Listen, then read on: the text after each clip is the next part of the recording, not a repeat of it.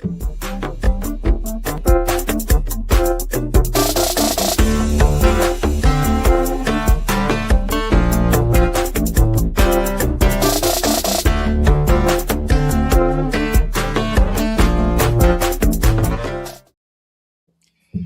what's going on, everybody? Welcome to the Daily AI Show. Today is January 15th, which means what? We're 1/24th of the way through 2026 already. Get on with it. Let's go. It's going so fast already. Gosh, what have you built? What have we deployed? What new AI systems do we have running our lives for us? Well, we'll have to talk about all of that and all the news that's coming out. I know it's a lot, Beth, right? It's like a lot all at once. Yeah. I just got back from break. I'm just trying to, I'm still doing my dry January. You're asking me what AI solutions I built. Hey, what's going on, everybody in the AA Ron and everybody else in the comments? Appreciate y'all. With me today is Beth and Andy and Brian. And our cards went away at the bottom of the screen. So I don't know, Beth, maybe you could find out, turn that back on for us. I'm not sure where they went. And also, while Beth is maybe doing that, I wanted to apologize, although obviously, Andy, you ran it just fine, and Karl joined you yesterday. But for anybody that was on the live show yesterday, got a solo performance from Andy for the first, what I saw in the edit was the first 13 minutes, and obviously handled it with ease and with brilliance. And there was no actual issues. But as Andy pointed out on the show yesterday, that is quite literally the only time in 630, at that time, 8 episodes that has happened. We've always had at least 2 through every holiday, snowstorm, you name it, like Michelin, right? The Michelin tires. So anyway, Andy, my apologies. That was one part my mess up. I had incorrectly said I was going to be there on the show. No problem. I just was wondering whether I was, speaking into the void, but there were quite a few people in the chat, so yeah, it ended up being okay. Yeah, speaking into the void and getting nothing in the chat from YouTube. So I ended up jumping in the chat because allergies be allergying, and I was sneezing way too much to be on camera. But one of the things that I think maybe happened, because it seemed like a bunch of people were chatting with you who are not normally chatters in the chat, right? So like, hey, this is amazing. Yeah, everybody run, help Andy, give him something to talk about. Yeah, not obviously clearly, Andy, like I said, I saw the first 3 minutes as I edited the episode. And got that done, and I thought, like, oh, okay, because I saw Beth's anyway background stuff about the show, whatever. But you know what, we are a live show, and so we always share what's going on, in sort of our lives and different things that happen. So I do want to talk about this stuff openly, even though it's not AI news or whatever, because people join us every single morning as part of their morning routine or whatever time of the day they happen to be listening to us. And I've always thought of us as much more as the morning show, as the Daily AI Show, than the Daily AI podcast, where it's a little more formulaic, right? So anyway, great job, Andy. And by the way, Karl as well. We'll see if he pops in today. But Karl jumped in at, like I said, about the 13-minute mark and was there throughout. And of course, thank you to everybody who is not only listening, but also in the chat along the way, providing and adding to the conversation, because we've always said you guys are the unofficial co-host, and we lean on you guys all the time. And we had a question on a video a couple weeks ago, and let's just answer it online. If you are listening the same day, you are maybe not able to see the chat that we're talking about, because Google disappears it from the live video for a little while. I don't know, maybe until the transcript is generated. I'm not sure of their timing, but you can go back to the live video and see the chat as it's happening. So you can have that experience, but it isn't there in the first maybe 6 hours, 10 hours. It's definitely there 24 hours later. That is interesting. I wonder if that's like you said, a transcript type thing, or just how it processes the information. Yeah. Live is a little weird with YouTube. I mean, this is me going off a tangent on the editing side. I wish YouTube used live a little differently. Like, it could be treated post live as a regular video.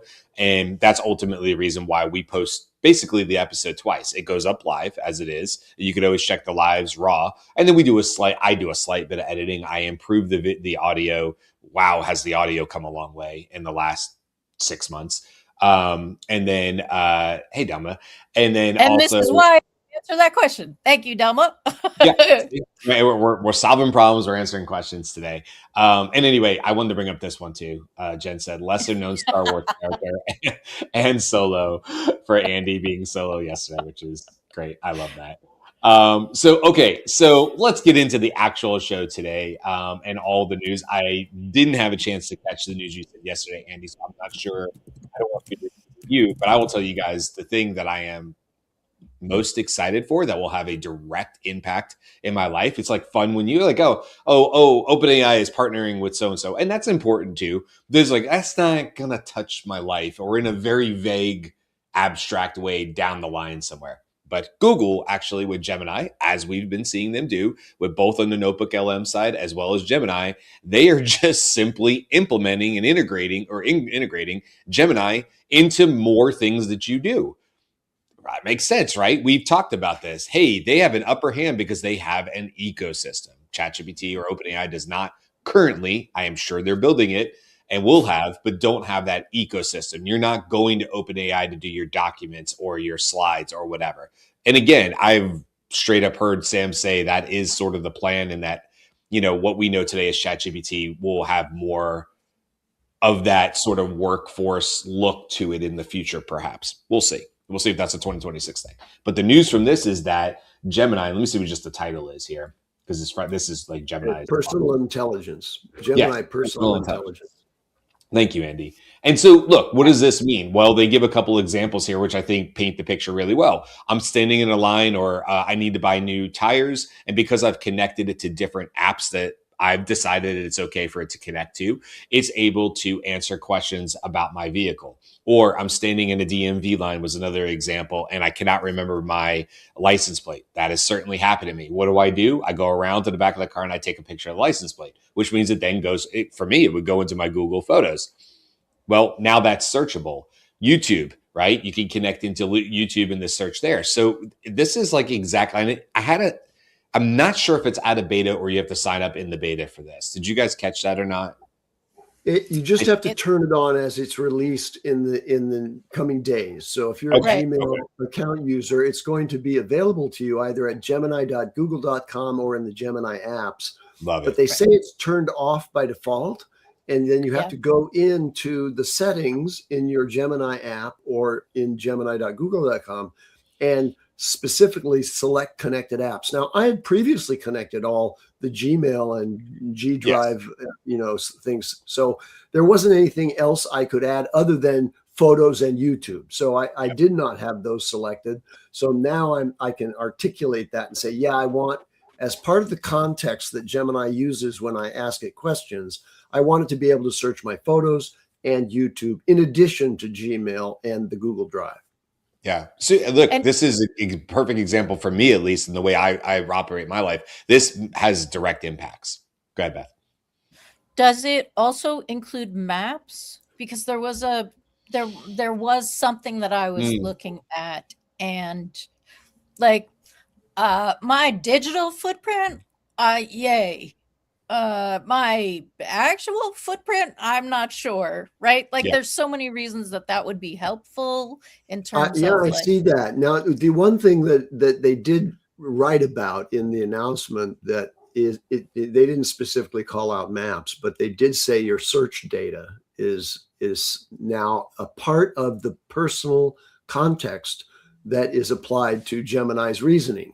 So if it's trying to figure out some response for you and it needs context, it can search through your search history as well to do that.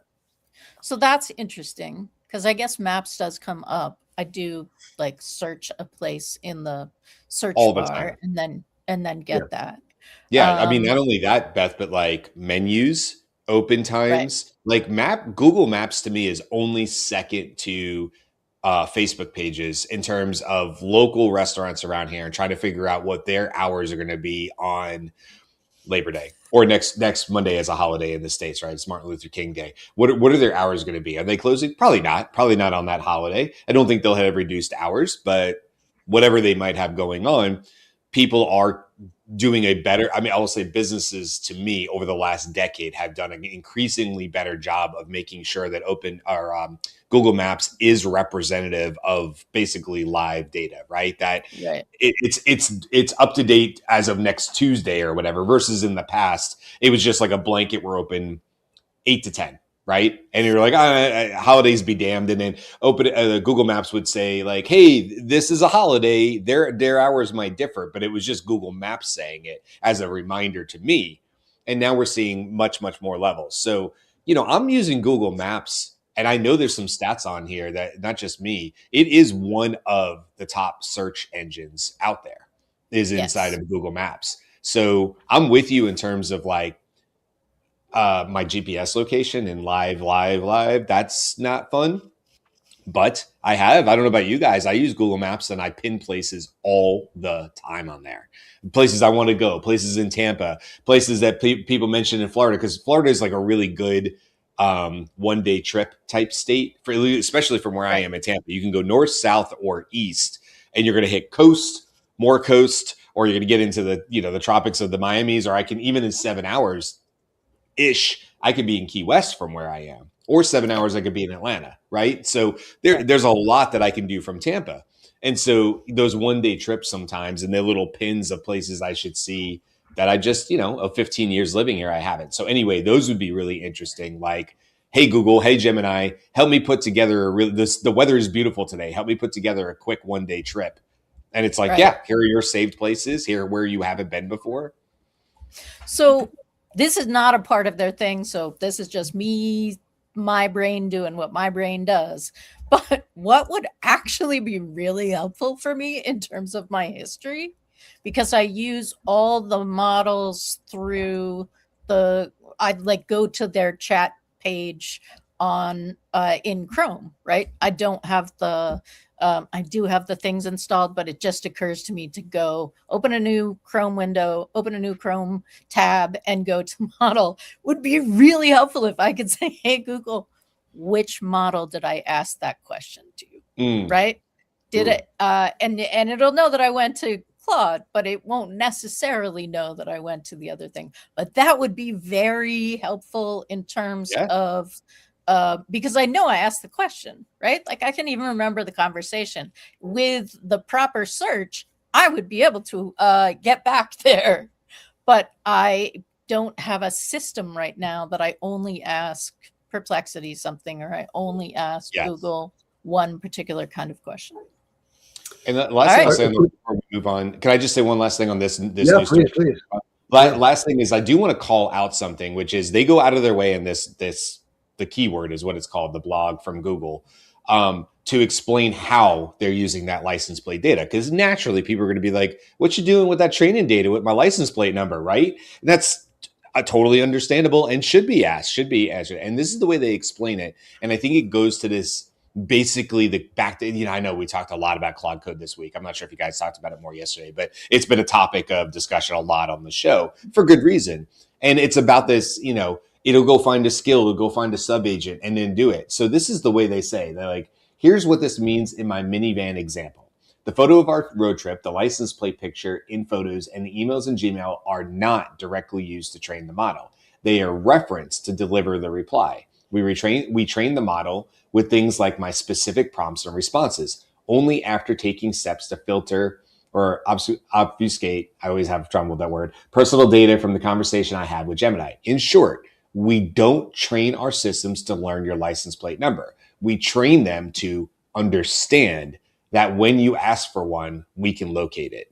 I think that last sentence is really important and also indicative of what we're seeing with these sort of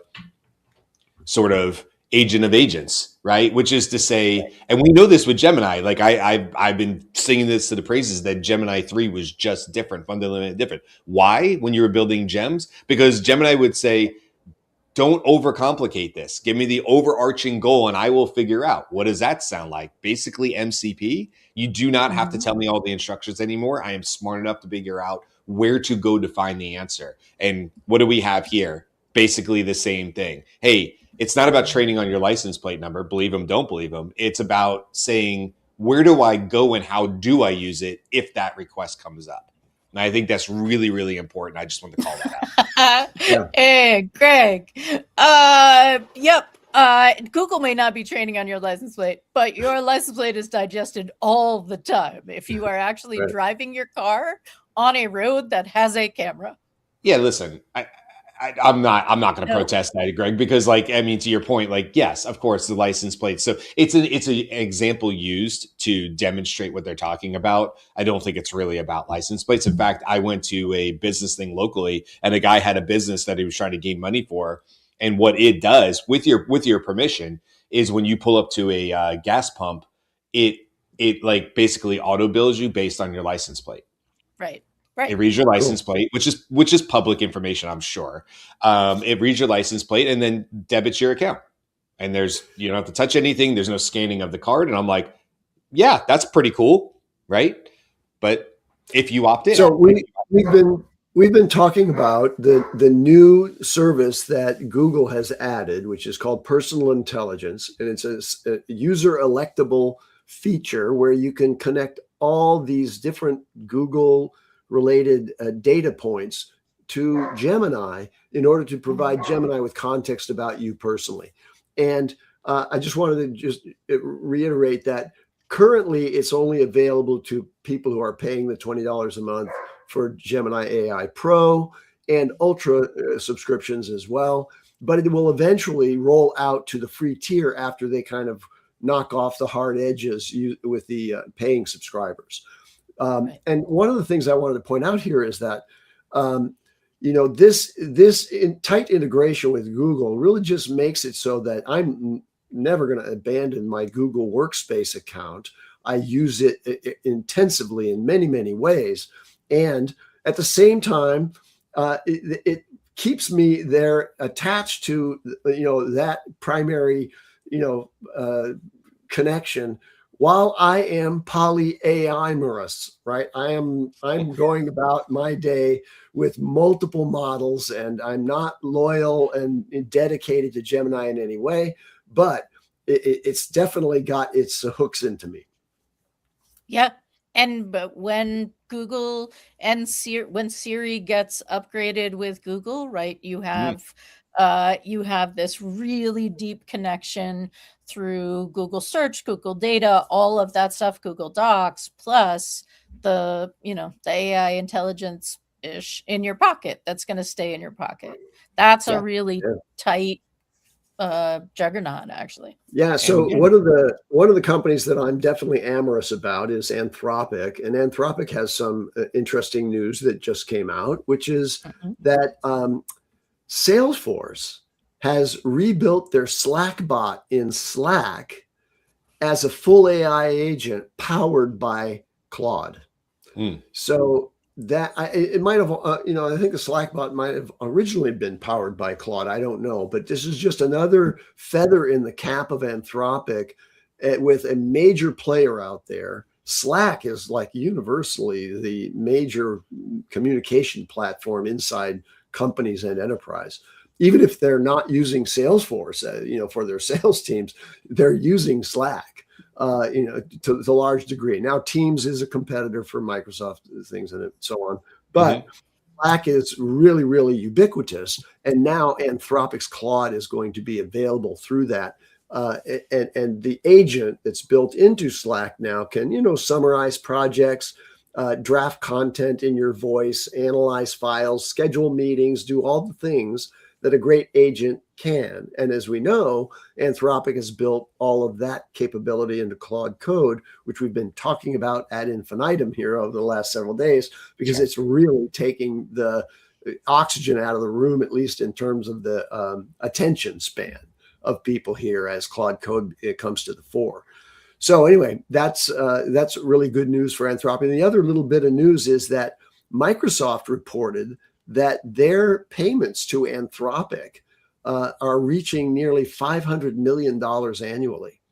So they offer in the Azure suite, they offer Claude as one of the models. And now so many people are choosing that one as the model that there's a significant revenue stream going from Microsoft to Claude. By the way, there's a cool. It's not very long. It's might be an MSNBC one. I told you all about that showing up. They know I like the AI tech videos from MSNBC. They do a great job with them. But anyway, it showed them on YouTube, and it was an interview about Anthropic, but it was it's his Dario's sister's Andrea, right? Does that sound right? I think it's Andrea Lodi. And so it's with her more than it's with Dario. It has clips of him. And I always just feel like, oh, he's been such the voice of it. And we don't hear as much from her. And it was really cool to hear her be interviewed and talk about what they're doing. But she had some like really amazing stats. And they talked about how the enterprises where they focused and all that kind of stuff. But, like 83% of their income comes from like enterprise business and stuff like that. It was really just we think of interchangeables of Claudes and ChatGPT and Gemini, but really there's a lot that differentiates all of those, including probably Copilot in Microsoft as well. And so it was interesting anyway. So you can go, I'll see if I can find that link because I was literally just watching it the other day, and I'll share it along, but just wanted to throw that out there. It's not really news as much as it is just fun content to watch if you're into that kind of thing. But I also have a Claude story. So yesterday, I don't know if you covered this, but they rolled out MCP tool search for Claude Code, which very likely means that it's coming to Cowork at some point.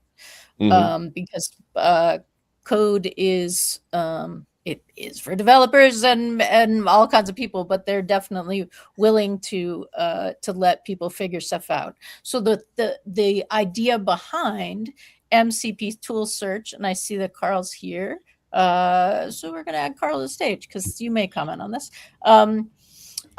Basically what they said was, as MCP has grown to become more popular and agents have become more capable, we've found that MCP servers may have up to 50 plus tools and take up giant amounts of context, which is why one of the things that we are seeing, right, when people talk about MCP is like, hey, it's like an unlocked door. Think a little bit about what might be behind the door or who might be watching you unlock the door, right? Those kinds of things. Tool search allows Claude Code to dynamically load tools into context when they would otherwise take up a lot of context, right? So it's the same idea with skills. I mean, it's the same philosophy as the philosophy behind skills. You don't need a skill for everything, so you're just going to call it when it's relevant to what you're doing. This MCP, if it's got a bunch of tools, you're just going to call the tool that is relevant for what you're doing. Thoughts? One thing that I just want to mention on that is the hardest part of like when you're trying to look at an MCP and what it wants to do, and especially if like we're trying to custom build some, like what are the tooling you want it to do, especially so for example, it's easy for things like an Asana or things that people use, but it gets harder when you're trying to do proprietary or industry specific software that only an industry uses, like a specific construction. So to build an MCP on top of that is very difficult, and sometimes it's near impossible just because of how the software is created, and it was never created to have an MCP on top of it, and their APIs it's like it costs to use. So I think like, and then once you see some MCPs, it's like, holy smokes, you have like 75 different tools that the model has to review and pick which one. So I think the workaround was that is, instead of creating an MCP that allows an AI model to do all the tooling, to look at all the tools, you create an MCP that has specific processes, right? So you bundle those tools. So it's like, pick which process you want it to do rather than pick the tool and have you do it. So it's sort of one could say combos of tools that the model would pick, or combos of use cases based on the tools, rather than just have to pick a bunch of tools and then figure out the use case from there. Granted, that was I learned that from the AI. I don't know, the Australian AI show that they call themselves with the red logo. Yeah, the red logo. Guys. So I learned that a while back, but that was then. I haven't heard anything since because the models obviously just got better. They got smarter. So obviously they can pick the tools much better, but you're still blowing the context, the tokens out, because if you have servers that have 75 different tool calls, it becomes ridiculous, right? And for those who've never seen it, if you have a Zapier MCP, if you go into, let's say, I think Gmail itself, you'll see all the different like actions. That's what it's essentially looking for. Is like, which action do you pick based on the request that I'm giving it to you, right? And every single time it's going to look through. And it's like, why would you look through all of them when I can just give you specific? But the search thing is great because he doesn't have to. But it's it depends if the MCP has like 75 different tool calls, which why would you build a server like that? But I guess like you want the AI to have all the possibilities that they could. Well, and because you're not seeing behind the curtain. You actually don't know how much that eats up. You're looking at it and saying, I don't know. Maybe once in a while I would want this, so I'm just gonna shove that in, right? Yes. And until you get your bill and you're like, what? For one tool call? What happened here? And especially if you Ralph Wiggum this thing, right? And you're like, what? And Ralph is like, did you load all 67? I tried you're not done.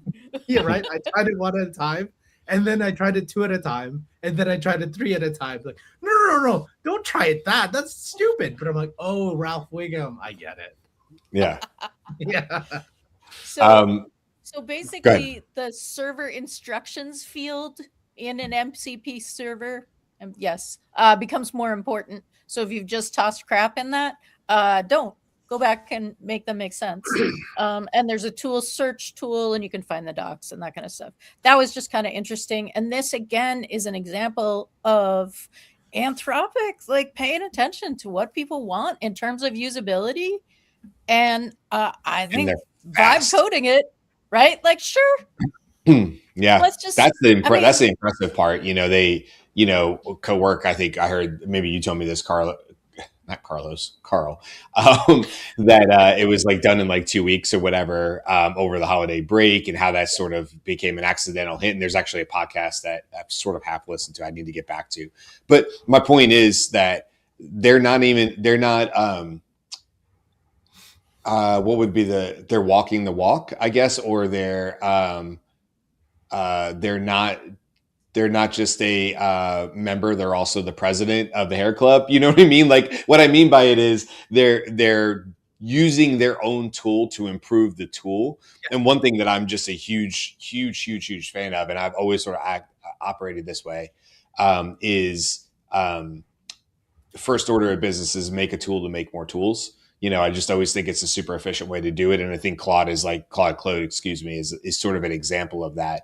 Is they've built this really impressive tool that now enough people have put their hands on. I mean, Ethan Mollick's posting about it daily, which should say something. I think that's an important indicator among many, as well as that it was used internally in Anthropic. And of course, people are finding a lot of things. And then of course, co-work is the outward representation of like, this is a thing and we're going to make it easier for more people to use, and this is how, and all that kind of stuff. So my thing was I just wanted it to connect to more to Office 365 stuff, because while it has Gmail, while it has Google Drive, right, I think ChatGPT still has the best Office 365, like Outlook,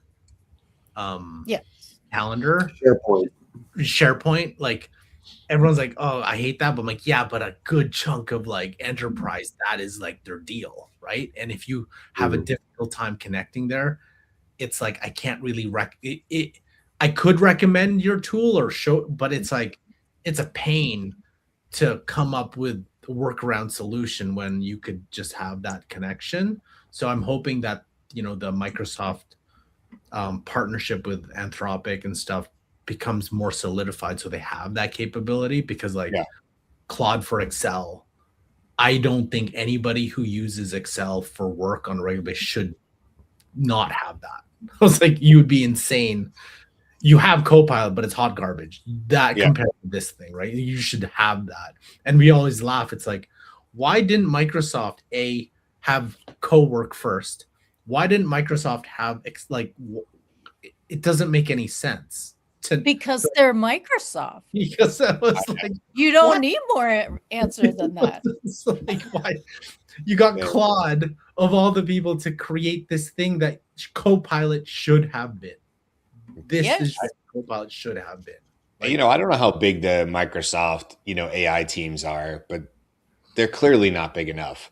I mean, it doesn't look, we're 3+ years into this at this point, and it's maybe back to your point, Beth, like not shocking, but disappointing to see that Microsoft, their Copilot suite is not just awesome at this point. There's literally we have seen the tech in all other areas. So it's not even like, well, but can it work? Yes, we know it can because we've seen it work somewhere else. So it's not a matter of it's a matter of like, why do they not feel like that is a priority within their own space? And I don't personally get that. I don't spend a whole lot of time on Excels or anything. So luckily I don't have to feel that pain day in and day out. Although I've worked for companies who had to deal with 365 and that was miserable, absolutely miserable to deal with on a day basis. But that, I mean, I'm being funny to a certain extent about saying the reason is because it's Microsoft, but it's also true because if Microsoft's mission was to make it dead simple, really user-friendly, great user experience, right? It would be like the product would be different. And I'm not saying that they're like people in a turret saying, how can we make this as painful as possible? I assume there's a person that I think that's their job. I think that's their job. They're like, can we add 6 more steps to this? Yeah. Like the joke was with Rachel Woods. She used to always say to me, like when she was first training me, and Beth was part of that too, or whatever. And she'd be like, that was kind of their goal, right? Because we were breaking down processes, and she's like, can that be another step? But in the right way of like how to make AI follow a process. This is 2+ years ago, but it's almost the opposite of that. It's like, can there be more steps? But the answer is there shouldn't be. But Microsoft is like, I think, hold my beer. I'm going to go make the steps. That's right. I can put 4 more steps in here. And just for a bonus, I will bury this so deep in Windows upon Windows upon Windows that not only will I add 4 steps, the 3rd step will be impossible. Yes. Every 1,917 and a half days, we're going to totally change up the menus. And so it's going to no take idea us where anything's going years to deploy this. Yes. By the way, I like that our show is Igor, from. If you are in the turret and you would like to do a blind interview, we are delighted to welcome your hidden self while we break the story. God. Once upon a time on this show, we used to make fun of Gemini and Google. And now Bard. The sad part is Bard. Yes, back in the day, good old Shakespeare Bard. But now it's yeah. No, but it's always been Microsoft. It hasn't changed. Do you remember Copilot Studio when we were trying to just create chatbots in Copilot Studio? It was impenetrable. Hey, guess what? It hasn't changed much. We literally build and deploy in Foundry, which is part of Azure. This is the ridiculous of it. If you want to connect Copilot to Teams, that is actually fairly easy. I'll give them that little check. That's not that bad. You can actually deploy Copilot Teams. If you just dare and want to go one level higher, where it gets a little bit more into the Foundry, and now you want to deploy in Teams. I don't know, hire 40 people and assume it's going to take $10,000 or whatever it is. Like, it's ridiculous. And you go, but you but you have it at this lower level. Like we're going up to the more complex level. It should be able to easily handle this kind of connection. And I am telling you, you will be so deep in Azure, you'll be up to your elbows in it, trying to figure out what goes with what. And we've worked with this through Scaled, and we've brought on experts in Azure, not because they're AI experts, because they're Azure experts. Not unlike bringing in Salesforce experts, which we've done before too. It's just, you got to get people in here who are just like, I live and breathe these. God bless them. They're making a good living right now, because the pain is so real that if you bring in somebody that's an Azure expert, they're naming their price. Because you need them. You need somebody who deeply understands that, and they've invested their time. Well, honestly, that's why we tell our clients, you got to get off. Like it's gonna kill you financially, and you're gonna be, and we're not gonna do it because we're not gonna get forced into playing in that sphere. But like, get off. It's so much easier outside than trying to force your way into something that doesn't make any sense for in this age of what people can do and how people are vibe coding stuff, that we still have to go through multiple windows and like have to go through Power Automate to like try to do something that it's like, this isn't, I'm gonna give up. This is just outrageous, right? So let me pivot here just quickly for a couple of rapid fire news items. Quickly. Yeah. Is this a news segment, Andy? Oh my God! We're still in the news segment, I think. Are we? Anybody know? But please go back to it. We're being nostalgic about the days that we were trying to work with customers who used Microsoft Office. Okay, it's much better now. Actually, there are solutions to all of that now. So this is on Meta's exodus, right? The people who are leaving Meta in AI. So the former head of Gen AI at Meta, Ahmad Al-Dawla, just was appointed by Airbnb to be its new technology chief to enhance AI in travel and e-commerce, right? Because the company is shifting beyond just short-term rentals to integrate new services, including other things that you can purchase, apparently. But when they say e-commerce, I think they're talking about online transaction processing generally, but they're going to have a travel concierge, AI chatbots that can work with you in your vacation planning and so on. And so Meta's lost another senior leader in the Gen AI space to one of the other major players out there, Airbnb. So I think that's interesting. Another thing I wanted to point out is that in the world of e-commerce, Shopify is really the platform to work with for, every level of e-commerce application, all the way from you want to, create a little thing to, sell your tuck point, online. Well, Shopify can really automate that entire process in a way that, from developing a website to, the insertion of the cart functionality, payment systems, everything else. And they are a very AI forward company.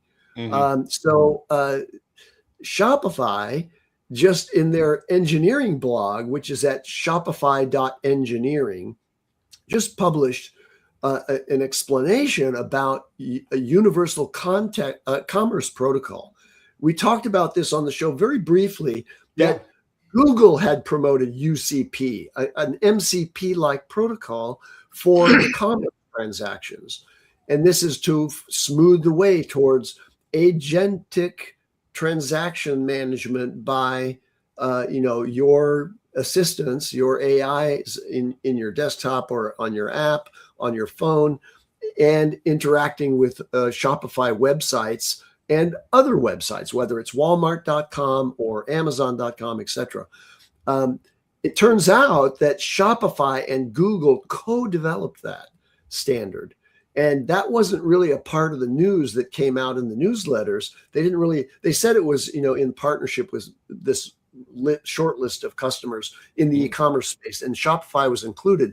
But it's actually Shopify engineering behind the scenes who are actively involved with Google in the development of that protocol. So I've now bookmarked Shopify.engineering just to start to keep track of that blog about what they're doing, because this is a very AI important space. Transactional commerce is really the stuff of the future here, when agents start to take over procurement for the household and for enterprise, and they go about their business, and Shopify is at the forefront of managing that. Yeah, you're right. That commerce area of Shopify is ripe for AI disruption, and obviously they know that and they see that and they're working towards it. Good for them. I agree with you. Like, keep watching the engineering one. I bet you some cool stuff's going to come out of there. I did want to say really quickly on the story you did before that, not really to have a point about Meta or Airbnb, but I do have follow-up questions. One, do you think people, like businesses like Airbnb, like to hire former Meta people just because they know how crapola it probably was at Meta, and so that, like, by comparison, things are going to feel brighter and sunnier coming out of that? Number two, if I work for Airbnb, do I get, like, is it like working for a hotel chain or an airline? Do I get like Airbnb points? Can I go stay at Airbnbs as part of it? Because I mean, I'll do some AI at Airbnb if that's what it means. It kind of is the digital nomad on steroids. It's awesome. I think that if you get a position like Ahmad just did as really the technology chief, you can buy multiple Airbnbs, and run them as a side gig, and you can automate that. This is a very highly paid position, you can imagine. Meta was overpaying dramatically to try to achieve retention in their Gen AI space. But it could be that Gen AI is the team that Meta and specifically Zuckerberg wasn't so happy with because of the failures of Llama.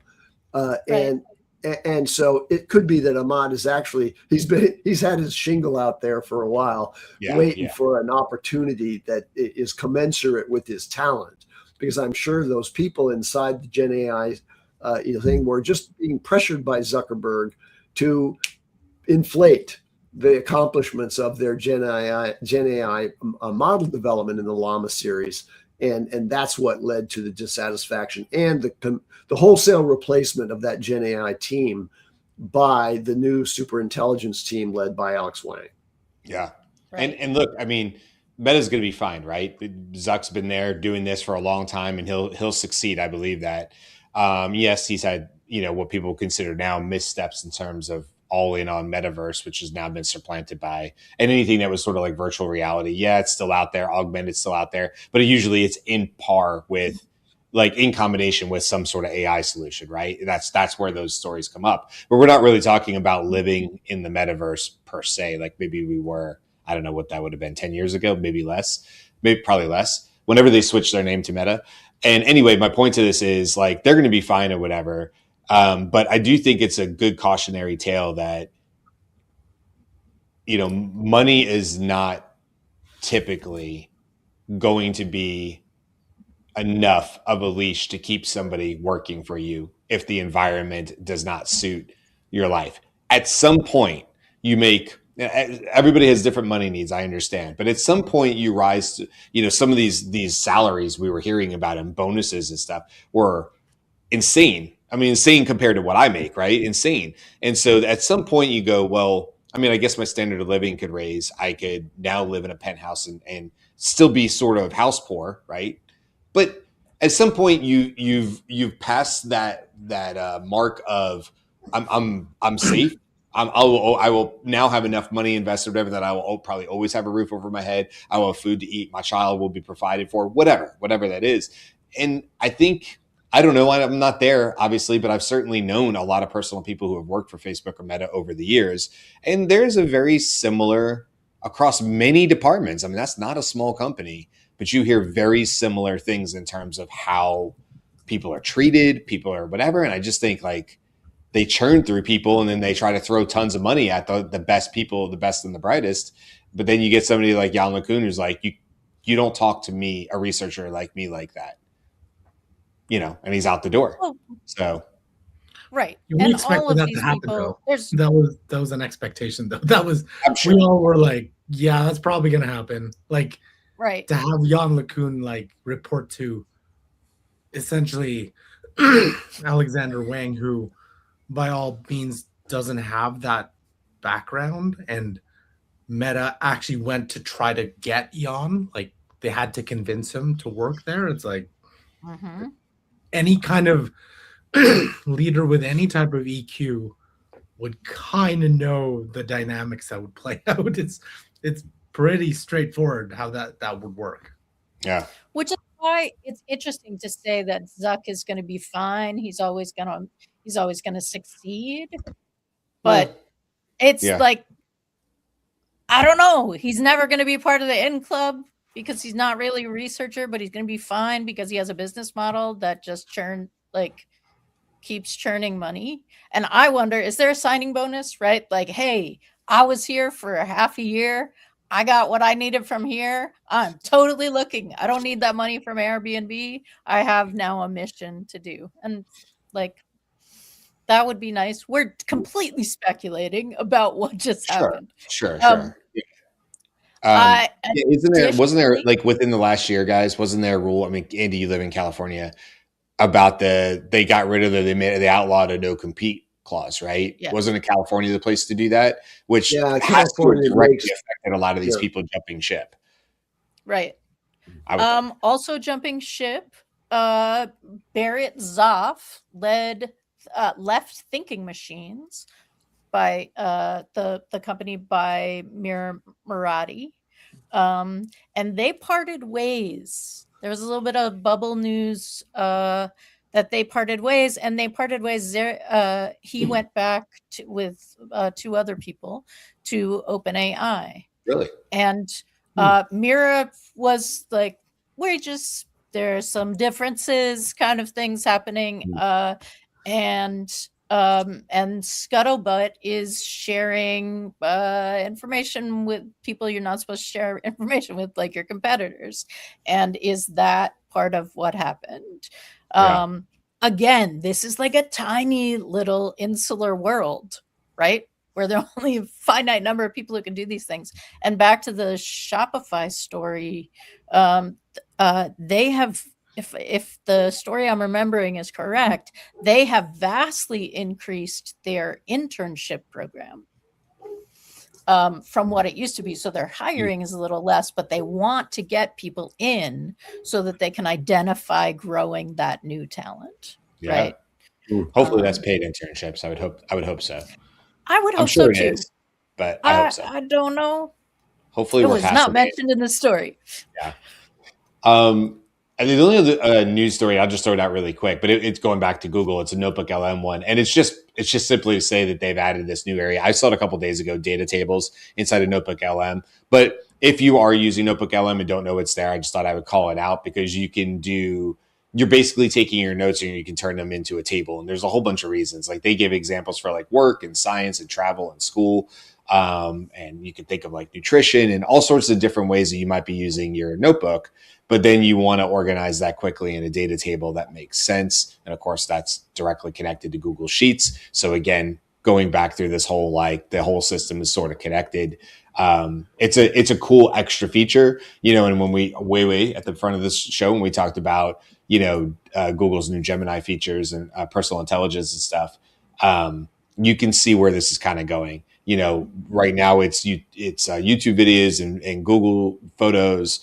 Tomorrow it'll be all the stuff you can do in Notebook LM. That'll be integrated into Gemini with ease, and you'll be able to do stuff and add things and just talk really quick to Gemini and have it add a net new document to one of your notebooks with like probably just word commands. It'll be super simple. You'll be able to do even more complex things on Gemini, I'm sure, based off of that notebook architecture where you're able to dump documents into it. So in the same way people are talking about, oh, now I can just ask about my license plate. Well, in the future, I'd imagine you could do the same thing for education in school. Hey, what was that? I know I wrote notes on this thing and the professor's talking about it again. What was that? And that's just a simple voice command to Gemini. And it's like, oh, well, look, your notes from if you're talking about this notebook for school that you most recently updated 3 days ago, you would put notes in there from your class on the lecture. And this is what it said, and do you want to talk about it? I just think everything is going to get very fluid, very easy in that way. Yeah, I've been waiting and hoping for the inclusion of a Gemini search across all my notebooks to reorganize them like Claude Code might be able to do, so that they're in some kind of different taxonomic structure of the main topics that I've collected. Because now I have so many notebooks on, sort of atomic level things, but they all would fit under a superior node in a structured hierarchical knowledge management system. I'm looking for that, and I think it's going to come. You want a rag of your notebooks. Yeah, exactly. And then on top of that, you've got Google Keep, which I don't use because I'm on a Mac. I use Notes. But I'd like to move all my notes into Google Keep so that, again, Gemini has access to all of those notes that I've taken over years, and can interpret them and semantically organize them into the subject areas that I think are important, and also for efficiency in terms of retrieval, so that it's not going to have to search everything every time I make a new query. I think it's coming. That's the promise of what Google is moving towards. So again, Copilot should have done this years ago. Like this is like, I was like, you guys can think of this? Mind you, most people have personally who has an Outlook account versus who has like a Gmail, right? Like that's so I guess it's much easier, but I was like, that stuff is kind of right there for you. You have everything ready to do this stuff for why.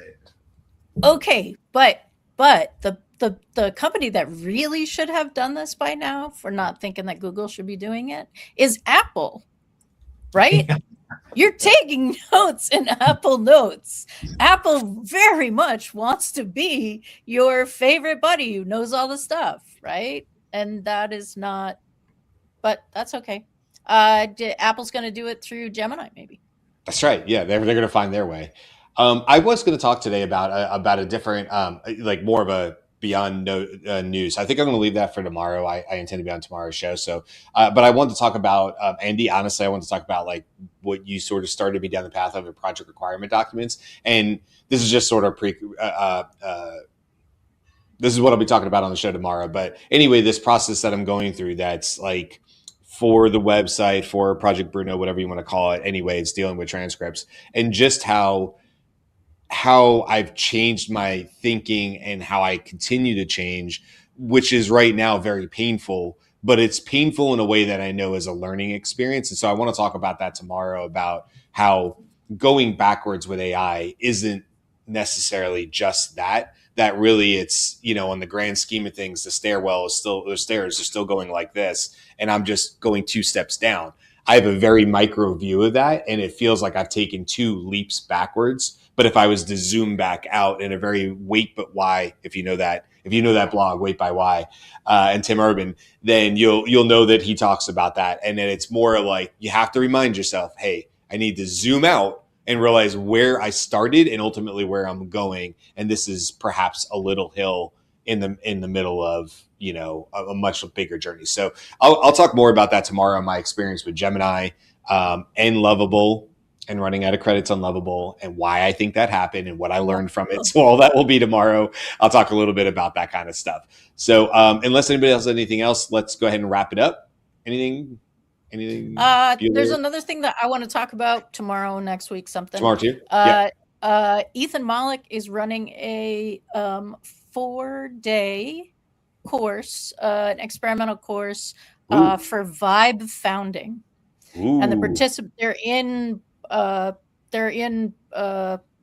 what is the good school that he is at? Wharton. There we go. I'm like, they're in Warlock School of Business. That is not what it's called. They're in Wharton School of Business in the MBA program. But 4 days, you have 4 days to launch something. And there's frameworks, there's a set of tools that you're being taught to use. And what he posted about what he's seeing is like the collapse of 6 months into half a day kind of stuff. Yeah, that's crazy.